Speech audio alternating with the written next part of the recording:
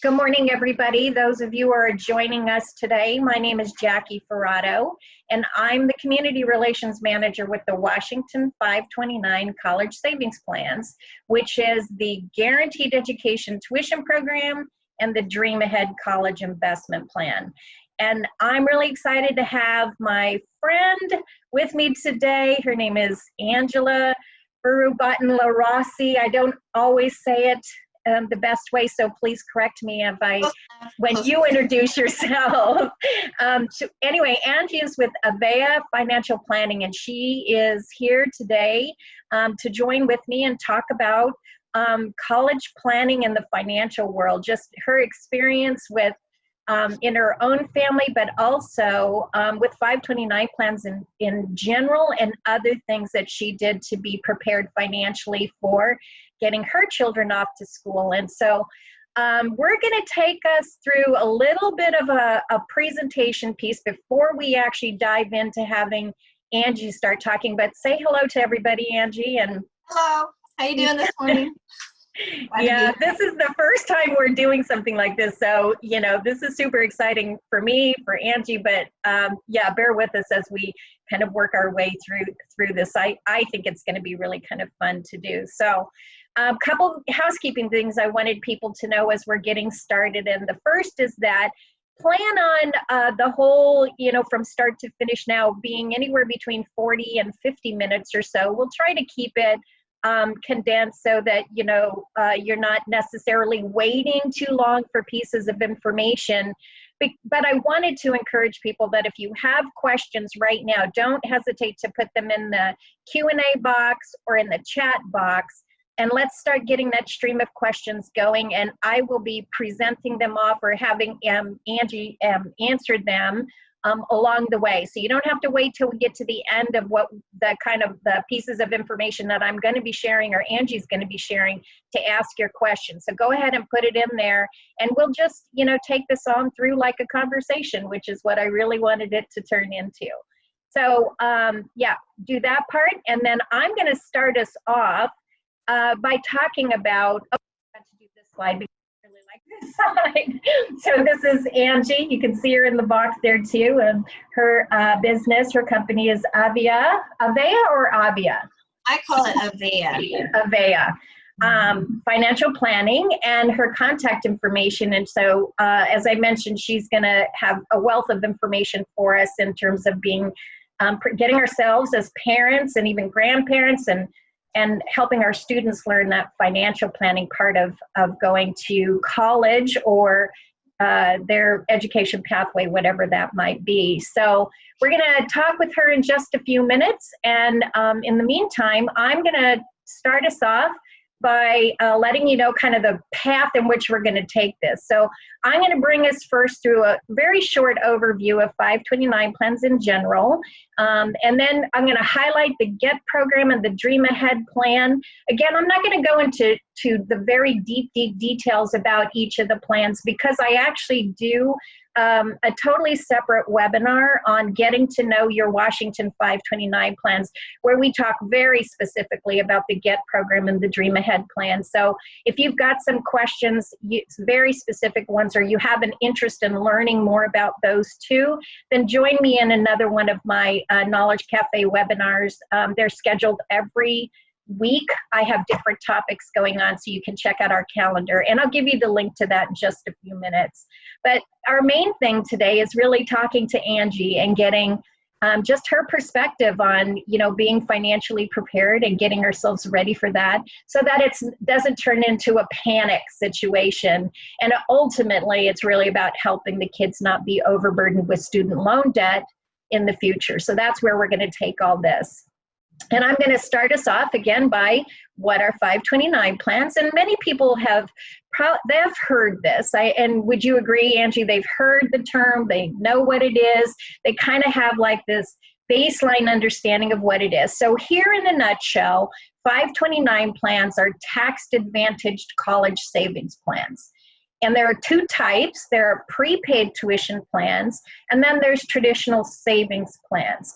And every state in the country sponsors a 529 plan. Now, a state might have one or the other type, but some will actually have both types, which is what Washington does. We have the GET program, which is the prepaid tuition plan, and then we have Dream Ahead, which is the traditional savings type of 529 plan.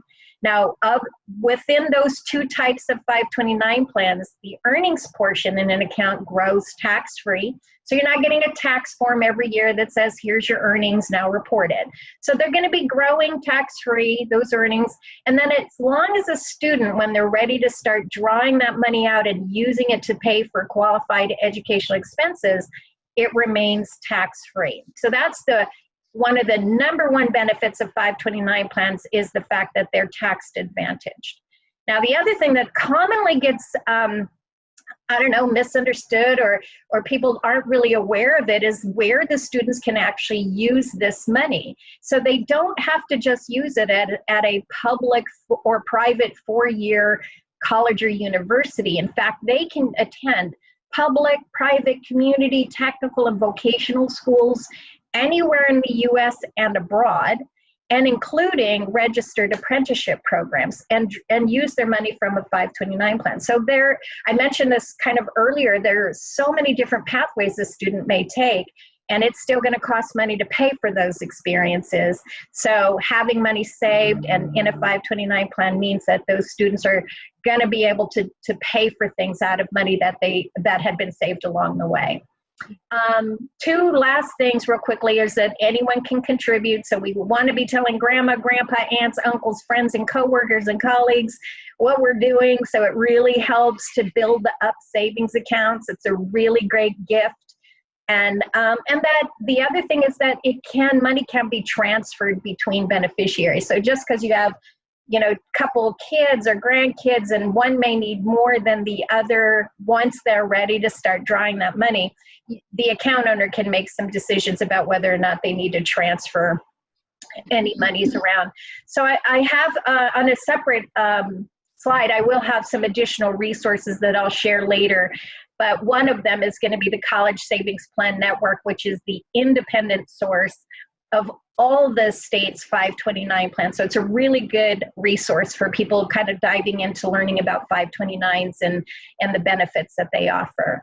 So qualified expenses are going to be the typical things like tuition and fees, room and board, on and off campus. So many times a student is living off campus.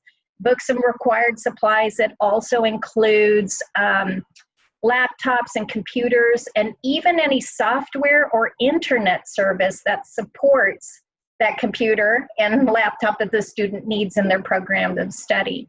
And then passed in 2019, in part of the Secure Act, was that now up to $10,000 of existing student loan debt can be paid down for money that's in a 529 plan. So those are all like the mainstream typical things that need to be paid when a student is heading off to their college experience. And so your money in your 529 plan can pay for these things that you've been saving it, now you can use it and pay for these certain things.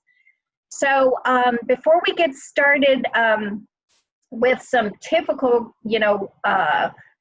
misconceptions about the programs, I want to make sure that I'm giving you kind of like a side-by-side view of GET and Dream Ahead. But the caution here is not about comparing them to each other, because they are actually two very distinct types of 529 plans. So just knowing what the differences are will help people as they make some decisions at some point in the way that they're going to be saving, or which ones fit best into their savings goals. Now, the GET program has been open in Washington for 22 years, and it is the prepaid type of 529 plan. Typically with prepaid plans, there's going to be a initial residency requirement, which just means the account owner is living in the state of Washington, or the beneficiary, either or at minimum, when you open up the account.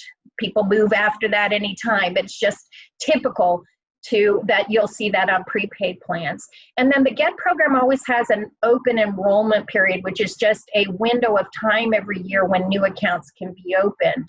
And that is November through May. So we're gearing up for our next enrollment period, which starts on November 1st of 2020. And you'll notice, like, as you look over at Dream Ahead, and it's pretty typical with these types of, that type of 529 plan, the education or the savings plans, there's typically no residency requirements or enrollment period. So accounts can be opened at any time by anybody living in any other state. So those are two things that help you distinguish the different types that they are. The most unique thing about the GET program is that guarantee.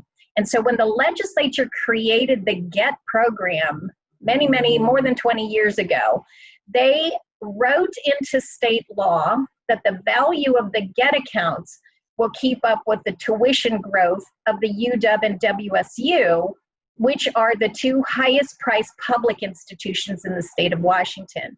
Now, the kids, again, can attend their pathways, colleges, universities, wherever they choose to go, anywhere in the U.S. and including abroad, but the value of the account is keeping up with UW and WSU's tuition growth. And in contrast to that, on the Dream Ahead types of 529 plans, the value of the account is dependent on the investment returns.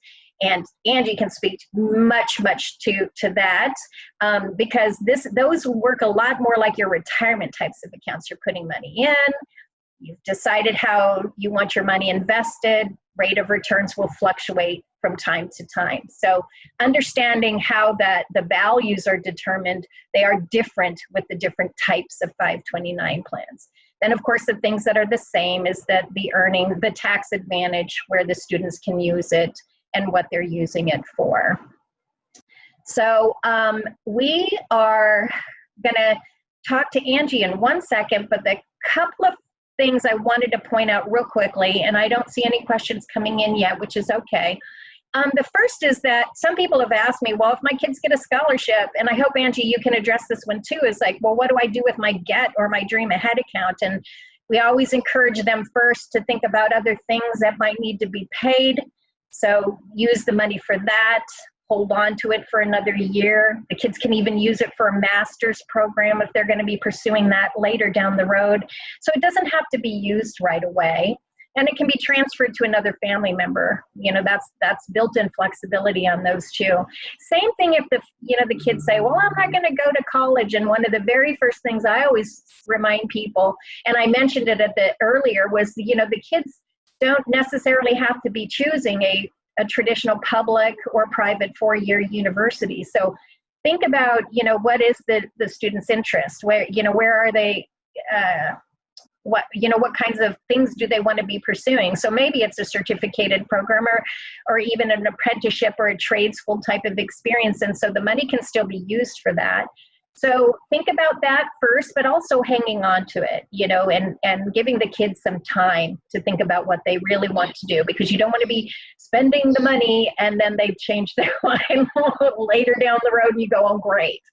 But those are some things to think about, and certainly people can refund a 529 plan. I've had that question come up quite a bit in that I've worked for the program for over 20 years, and still people are, as they ask that question, I wonder if their thought is that they wouldn't get the money back, but you can refund your 529 plan. The thing to remember about refunding it is that the earnings portion had been growing tax-free with the expectation that it was going to be used for qualified educational expenses.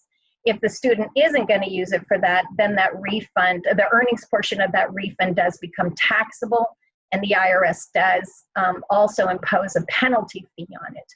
Now, depending on your program, whether you have a GET account or Dream Ahead or another state's 529 plan, the program may also include some additional penalties and fees. So it would be always a good idea to take a look at your plan's cancellation and refund policy and double check what that might be, what the impact of a refund might be for that. And the other two things I'm going to take a pause on and then get right into talking to Angie. So if you're ready, are you ready? So welcome again, Angie, for joining me today in the Knowledge Cafe for our first ever interview type of webinar. So I do have 5 or so questions for you, but I would really just love for you, to, as you answer them, just to share your knowledge and experience with our audience today, and let them know kind of what kinds of things they can be looking for and paying attention to, and some suggestions and ideas. So if you don't mind, I remember when we were talking in the days we were preparing for this, when you talked a bit about, like when you were younger and kind of what got you to like where we are today. You're here, I'm here, and all this. So I wanted to start out by just asking you to tell us your story. Sure. So the first thing I like people to know about me is that, I'm a parent just like people on this webinar today, or people who are exploring options with 529 plans. So I'm a parent. I have 2 sons who are now 17 and 19, almost 18 and 20. Our oldest just finished his first year at WSU at Pullman, and came home at spring break and stayed home for the pandemic. So had that interesting end to his first year at WSU.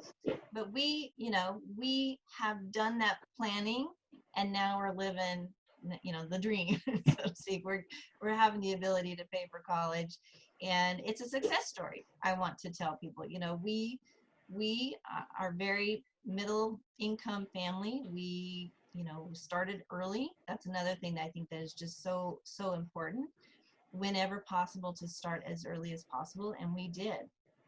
In fact, I remember very clearly exploring the GET program back in, I want to say it was, so my second son was born in 2002, and I want to say it was right around there, or 2004.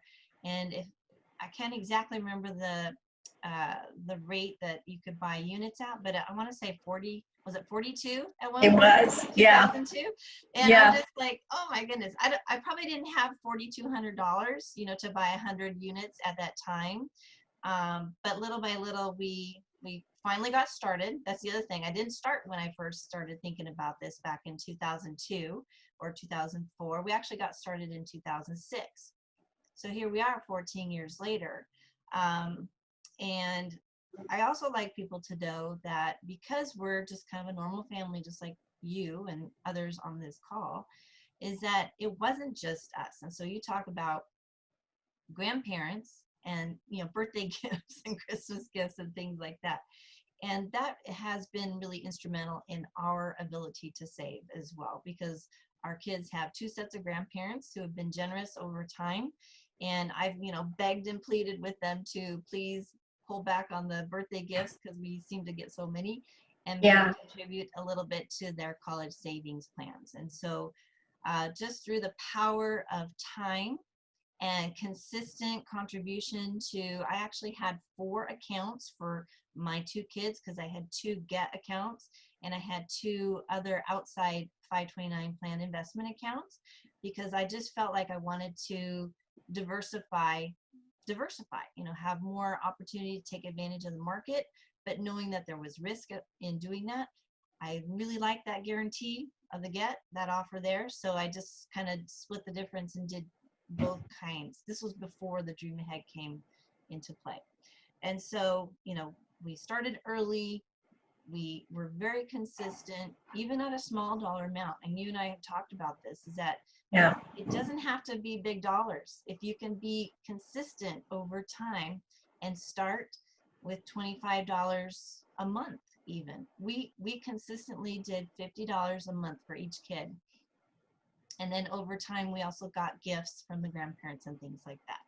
And so, our success story is now that I am able to, electronically, I don't even have to write a check, right? It's an electronic check. It goes straight from Dream Ahead, because that's where the money's at now, to WSU.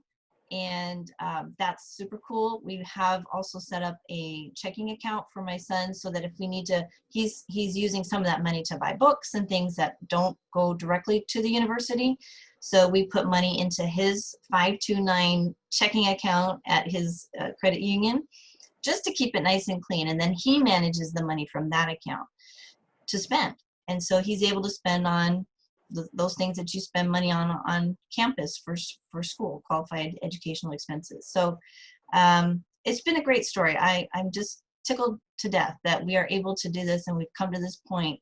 But I'm going to tell you that I thought a lot about it all these years. It didn't just happen. In other words, you know, we made a lot of effort to educate ourselves. I'm a financial planner, but that doesn't mean that I knew that much about 529 plans either. But I had to educate myself over and over again. Just, you know, what's new? How do I take advantage of this? How does our family benefit from this kind of a program? Yeah. Another thing I really like people to understand when I talk about, I had two kinds of 529 plans. One was the investment, one was the guaranteed part. And I always really, in pretty much anything to do with my clients, when it comes to retirement planning or college planning, any kind of goal planning, is to try to build in flexibility, because flexibility gives you options. And so when our kids are 6 and 4 years old, when I was starting this whole journey, I had no idea. Are they gonna want to go to college? You know, my expectation was, yes, you're going to go to college, but so much can change in a kid's lifetime, right? So you want to build in some of that flexibility. And sure enough, you know, my second son, who is a senior in high school this year, had really kind of not been thinking about college, certainly not a 4-year program. He's not heading that direction immediately. That's definitely not to say we have a community college here in the Tri-Cities. And so just this week we were talking about things, and he says, you know, I might go to the community college. He was actually looking at the military. And, you know, so just, again, trying to build in flexibility. The GET does that. The Dream Ahead does that. I am a big proponent of just saving money into a taxable account, because there is no penalty. There is no anything to go along with that if your child does not go to college and you want to use that money for other purposes. So just kind of having different pots of money that do different things for you, knowing that the 529 plan is really designed for saving for college. And so that is a really powerful way with that preferential tax treatment that you get on the gains. And so just so many things to kind of consider there. And I feel like I'm living, breathing proof that with just a little bit of effort, just a little bit of planning, to think these things through and to get started and to do something and to start today. I have a young lady I've been talking to. She's actually a friend. She's a little sibling of a friend of mine, and she's 30 now, I think. She's got two little guys. I think they're brand new, just born, and like a 2 or 3 year old. And she's been contacting me over the last year to talk about 529 plans, but she hasn't gotten started. I'm just like, come on, let's just open an account. I'll help you open an account. Let's just get started and get it set up to automate contributions into that account. $50 a month, $25 a month, $100 a month, whatever that looks like for you. Getting that automated, you know, set it and kind of forget it, not completely, but, you know, check on it once a year or so. I tell you, 14 years later, you're going to be happy you did it. Yeah. Yeah. You know, as you say that, and I mentioned it a few minutes ago, that I've worked for the program, the GET program, when it opened in 1998, and I started working for the GET program right at the tail end of 1999. So I've kind of lived and breathed that program for over 20 years, and my kids were little too, and now they're grown-ups and have kids of their own. But you know what's been consistent too is what you just said, is so many people have found it hard to just kind of take the next natural step into, you know, the activity of doing it, because I think there's fear in making a wrong decision. So can you address that piece? Like what could be the thing that takes somebody from being afraid to do it?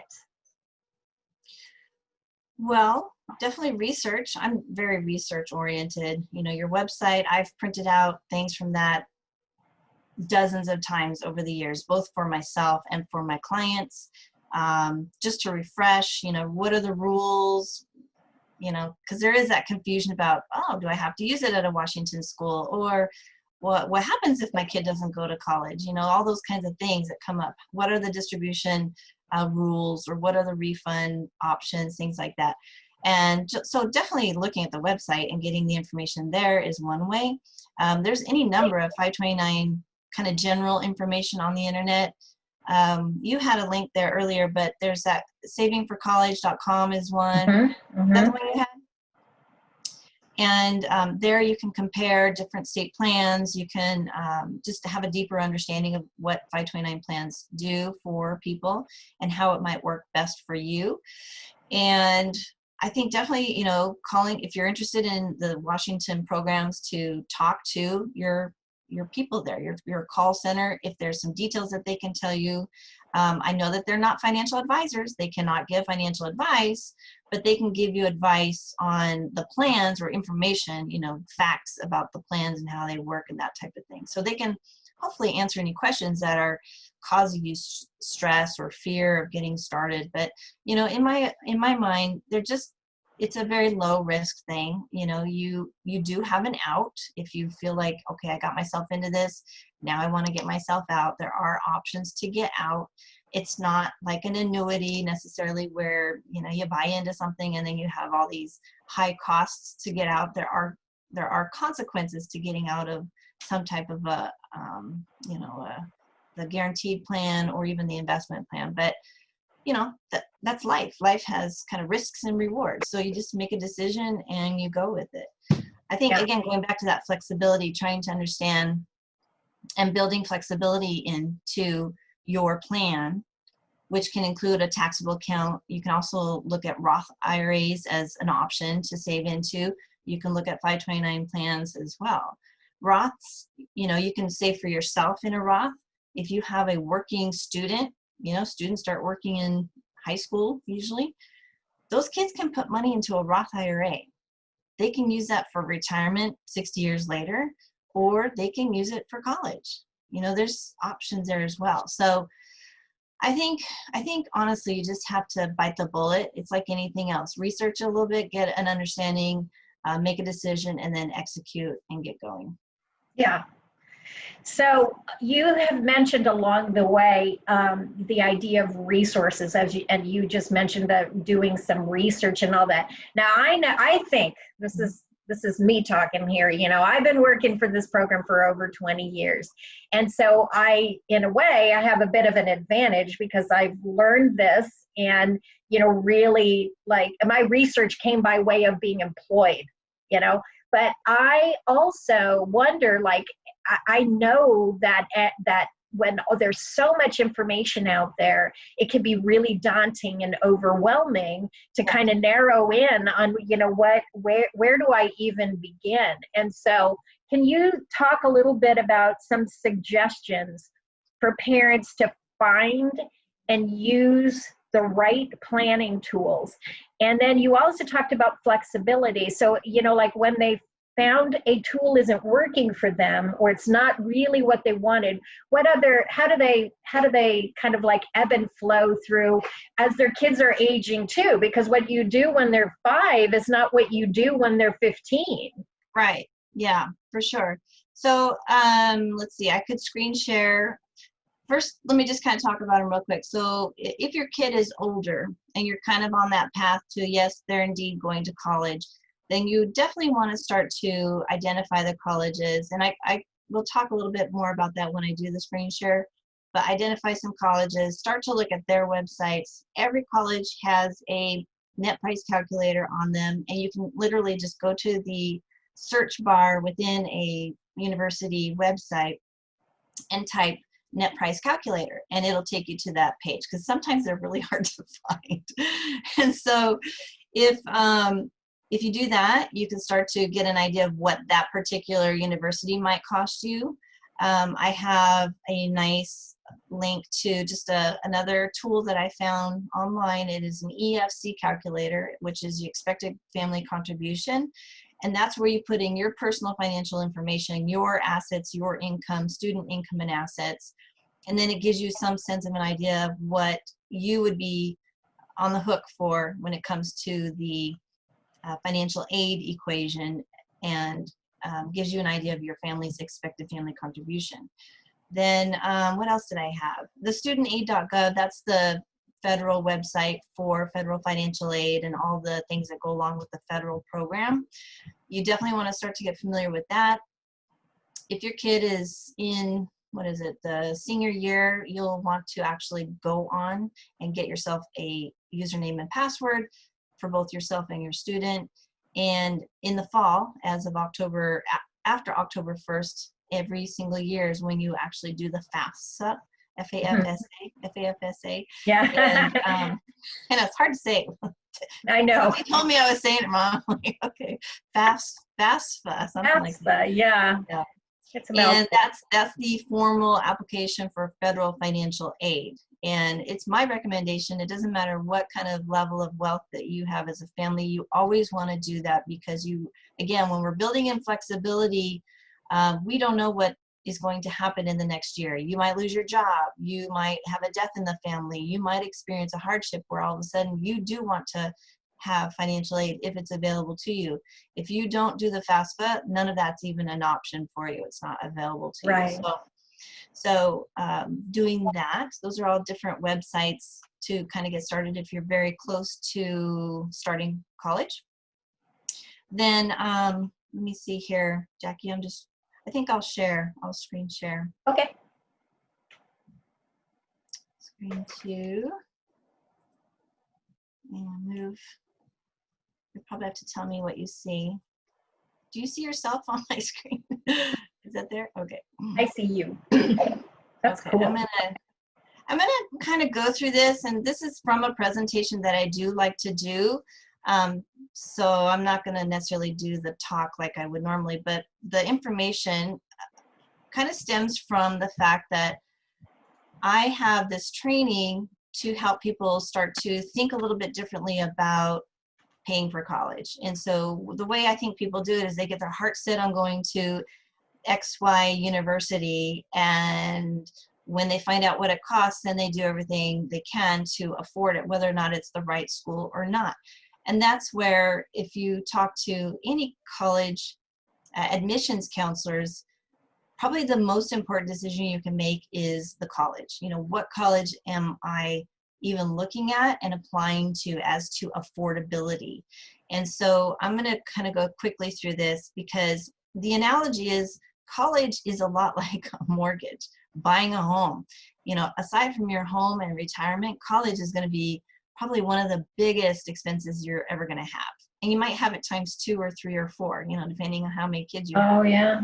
Okay, and so we like, you know, this is a presentation. We like to talk about it in the context of buying a home and getting a mortgage. Well, you can, this picture here is Bill Gates' home. So I'm Angie Furubotten-LaRosee in Tri-Cities, Washington. I can't really possibly ever think that I would afford Bill Gates' home, okay? And if I tried to apply for a mortgage, denied, right? Most likely. And so the same goes for college, and there's really a better way. And so when you're talking about resources, again, as your student is getting older and closer to college, this is what I want people to keep in mind, is that I actually have some resources that if people want, that, you know, their paper Excel sheets, that kind of thing, that I can email to people, just to help them start to organize their mind around what is affordable, what resources do we have to even spend on college. Part of that equation is how much is a manageable student loan debt, because most people do have some kind of debt when they get done with college. But there is manageable and unmanageable. And we've all heard the stories. If you go online, you know, we've all heard those stories of very tragic, terrible situations where people got into student loan situations that they can very likely never repay. It's just going to be a problem for them. And we don't want that to happen. And then, you know, by having done this assessment of your resources and what is a maximum student loan amount, then you get a sense for a budget. What's our budget? What do we have available to spend towards college? Then you start to go shopping. Keeping in mind, however, that until you actually do the FAFSA and you get the offer, you apply to the college, get accepted, and you get their financial aid offer, you actually have no idea what college is going to cost. You can Right. estimate using those tools on their website, but the final word comes from their offer when they offer you the financial aid package. And so, you know, these are the concrete steps that I would encourage anyone to do. And so I'm going to just show you what that looks like. It's a simple spreadsheet. You just look at what resources do we have available. So our 529 savings, other kinds of savings that you might have, cash flow. Some people will just pay for college from their monthly income, right? So how much can you attribute to that? We kind of start out with a 0 for loans. We look at other student resources. Is your student expected to work? Is your student expected to contribute to their own college education? And that's this little talk here is actually something I can actually share as well. But what it is having parents to start having the conversation with their students about expectations. Here's what we have saved. Here's where we think, you know, we can afford. Just starting that conversation with your students so that there's no surprises. Your student doesn't have some kind of idea way up here, I'm going to go to Harvard, and in reality, your budget says I'm not going to Harvard, you know? Yeah.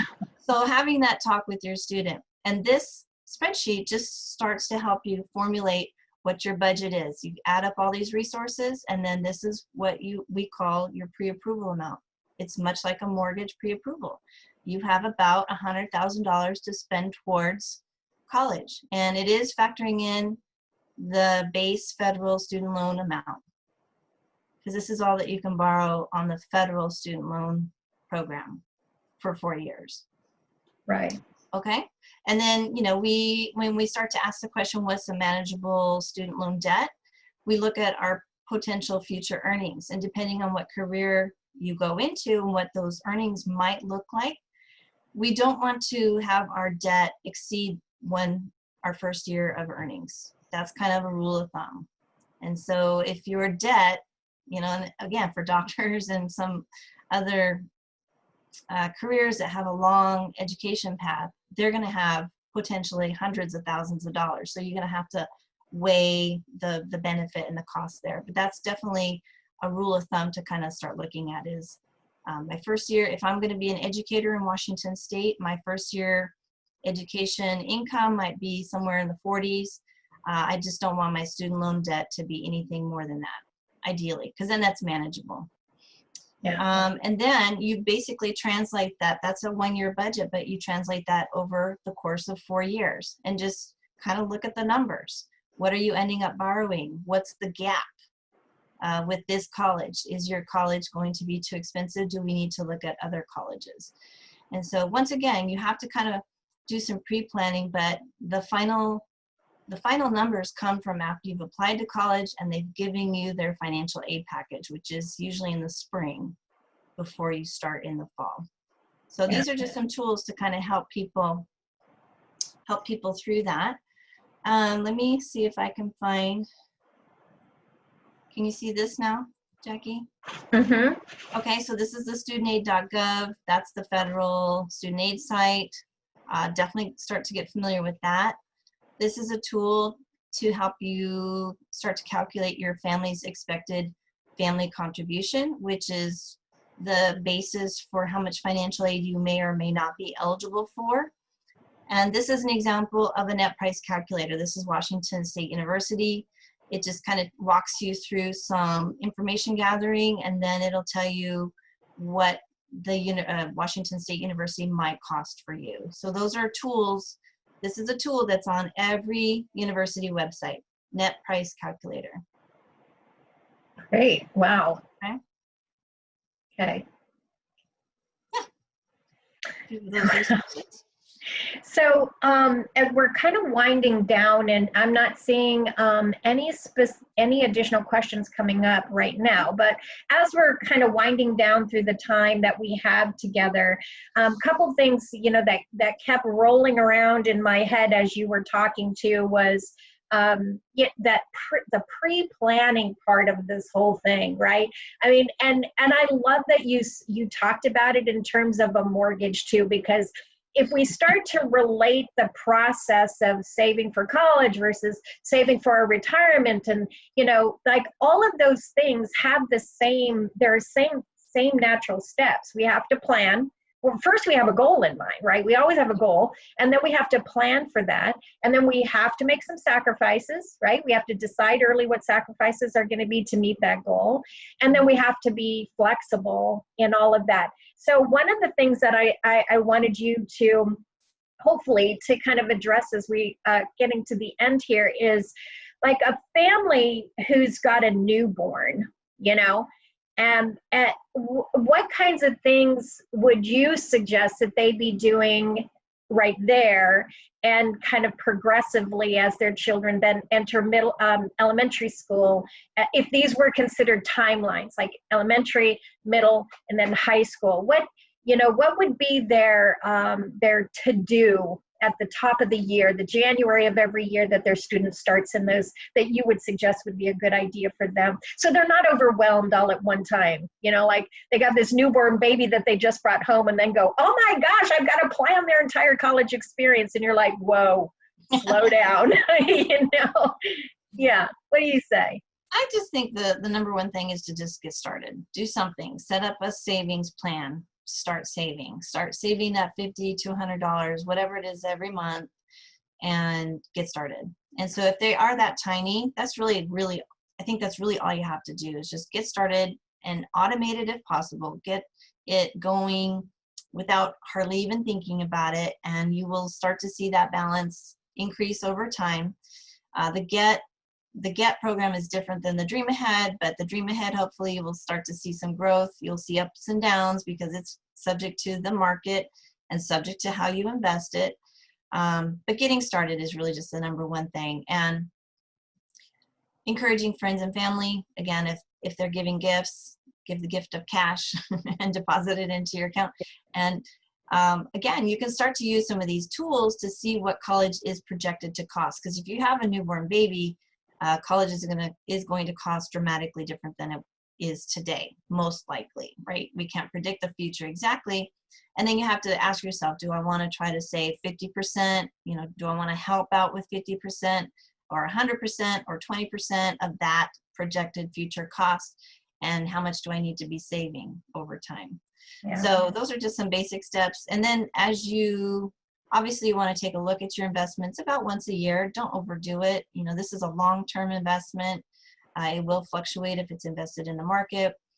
Take a look at it. And then as your student gets older into really those first years of high school, then it's becoming more real. Yeah, this kid is definitely college bound. This one is maybe not. So, now you can evaluate what is going to happen with that particular student.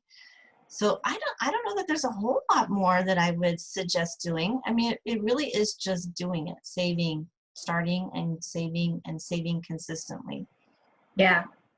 And, thank you for saying that too, because in some of the other webinars that I do, that's also the same message that I've been giving is, a couple things is, just start, and when we're talking about both Get and Dream Ahead specifically, there are no enrollment fees for getting accounts open. So literally it's just get the account open and then decide, like how much do you want to start putting away, and then start putting it away, because that is literally the hardest thing I think for people to do is just like, when do I hit the go on this, and that really is the part that it's really up to them to make that decision and start doing it. But the other thing that I've tried to remember to tell people too is about diversifying, and you brought that up early on, that there isn't just we've got Get and Dream Ahead here in Washington, and I mentioned it earlier too, that every state in the country is sponsoring a 529 plan, but there's many other ways that people are saving, and it's going to incorporate that, helping their students not have so much student loan debt when they graduate from their programs of study and all that is the ultimate goal. So, however they choose to be saving, to be considering other things along the way. So, what you're doing, like, what you were saying too, is what you're doing when they're a newborn, it could change as they become a middle schooler, and certainly when they become a high school student.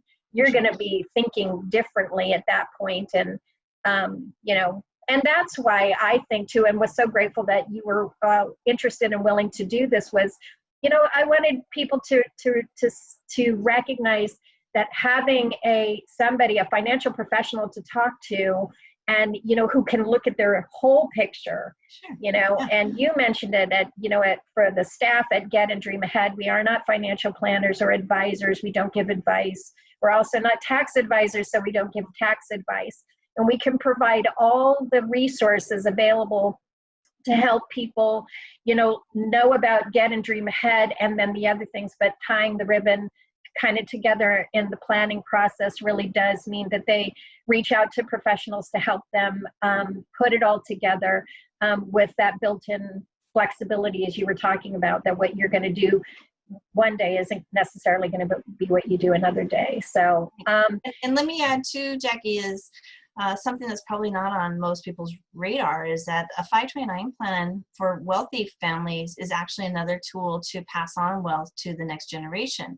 So it's an estate planning tool. And so when you talk about, okay, I've got a big balance and my kid didn't end up going to college, what do I do with this money?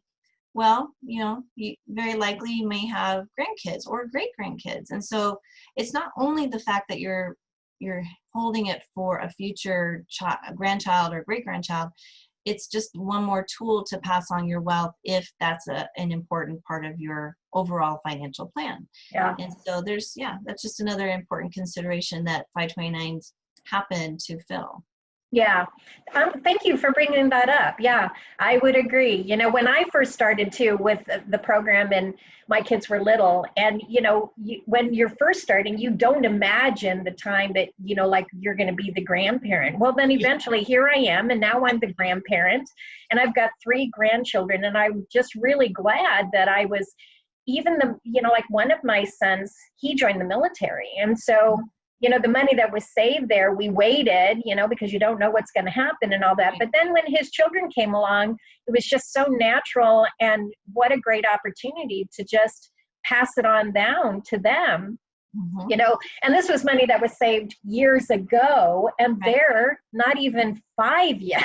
So there's so much more time.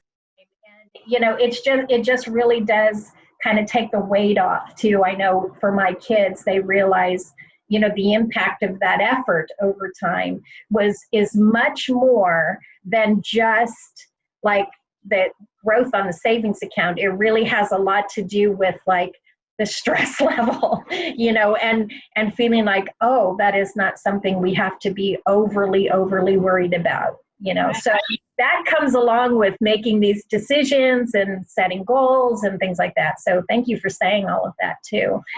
I've told you that I'm on some parent Facebook groups that are called for college-bound parents. And so there are parents who get on there and they say, my kid got accepted to college in the fall, and I have no idea how we're going to pay for it from the first semester.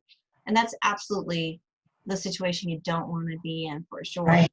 And so saving helps that a lot. Savings helps with that, absolutely. So we are coming on 45 minutes, and I am really happy that everybody who stayed with us. I'm going to share a couple things here, and we've talked about it. You mentioned it, save regularly, remind loved ones about gifting. And, I mentioned I'm a grandma, so, I asked for the gifting when it was my kids, and now I'm gifting to my grandkids. So it really is, and I think too, it helps your children and grandchildren learn the value of saving when they see you doing it. So, again, another built-in benefit for making those decisions. Considering additional ways to save, to supplement what you are doing. You talked about that. And then one thing, you mentioned it, and I want to mention it here too as an emphasis, is families should be beginning to explore the financial aid information and process and scholarship before their students are in the 12th grade. Like their timeline should be freshmen in high school, start to get that information, gathering up the resources and information and learning as much as they can, because that last 12 months, or even 9 months from the time that they start school as a senior in high school and they're getting ready to start college, it's going to go by so fast. And the last thing you want is that parent wants is to be sitting there doing what you just said that some of the Facebook families are saying is, how do we pay for this now? So yeah, it all involves a process and a goal and starting early. Those are probably the key points we keep bringing up. And then we both shared about, gather your resources, get started, tell people, and then always reach out. I heard you say this too, Angie, about, reach out and ask those questions. Don't sit back and wait and wonder about it. Ask the question. Because that's what just gets you one step closer every time to, one, having less stress about it, but also having, a plan in place. So that's a good point.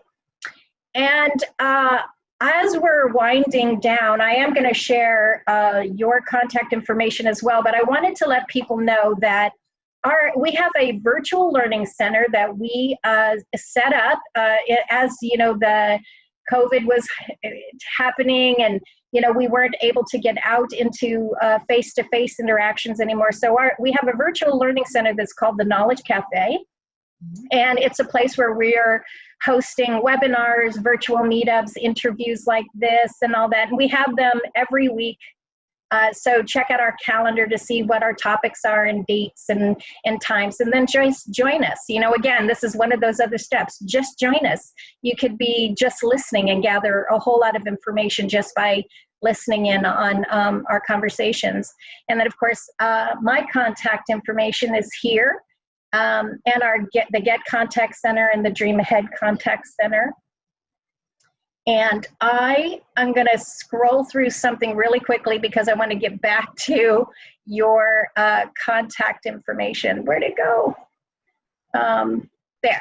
I wanted to add too that I have a podcast and I have interviewed you and Luke Miner, who wasn't the director, and then he was the director. So I've interviewed you both twice for my podcast just to get, again, more information about the 529 plans out to people. And so those are episodes 5 and 23 on my website or on any podcast app. It's The Financial Side of Life is the podcast name.